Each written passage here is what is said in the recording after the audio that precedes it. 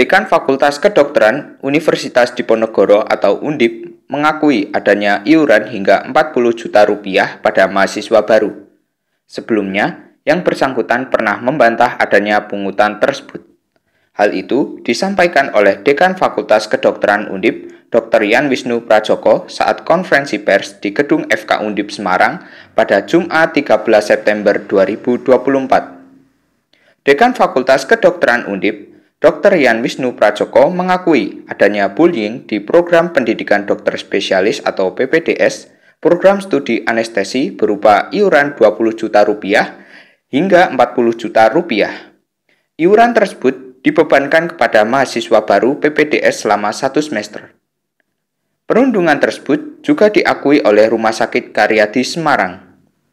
Ia mengatakan, iuran tersebut terjadi karena kesalahan sistem kerja yang berat, sehingga adanya pungutan uang ke junior untuk kebutuhan mereka selama menjalani PPDS di RSUP Dr. Karyadi Semarang.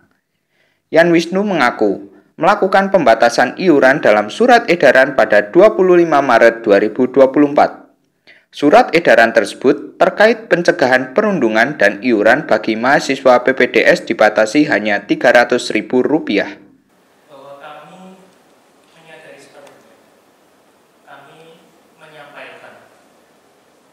Dan kami mengakui bahwa di dalam sistem pendidikan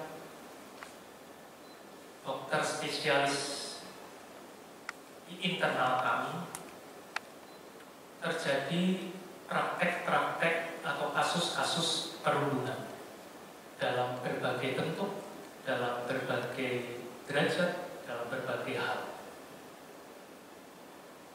Dengan demikian kami memohon maaf kepada masyarakat, terutama kepada Kementerian Kesehatan, kepada Kementerian Dikbudristek, dan kepada Komisi 9 DPR RI, Komisi 10 DPR RI.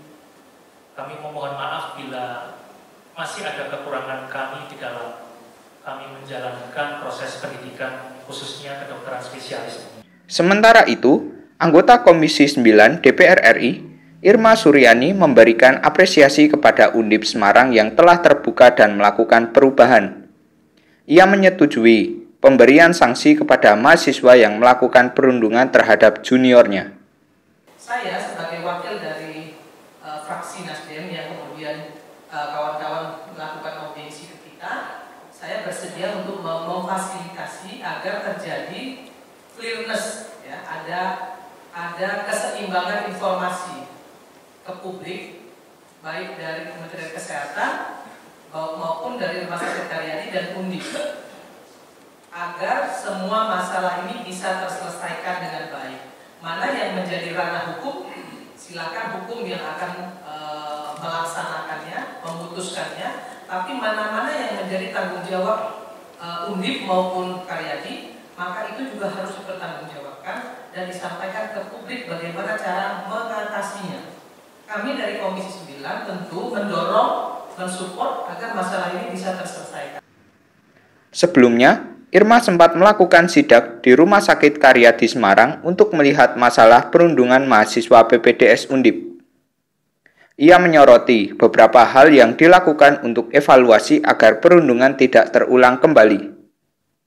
Salah satu yang disoroti oleh Irma yaitu jam kerja PPDS.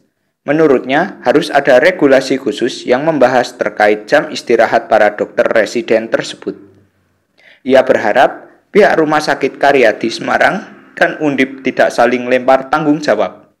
Hafifah Nur Hasanah melaporkan dari Kota Semarang, Jawa Tengah.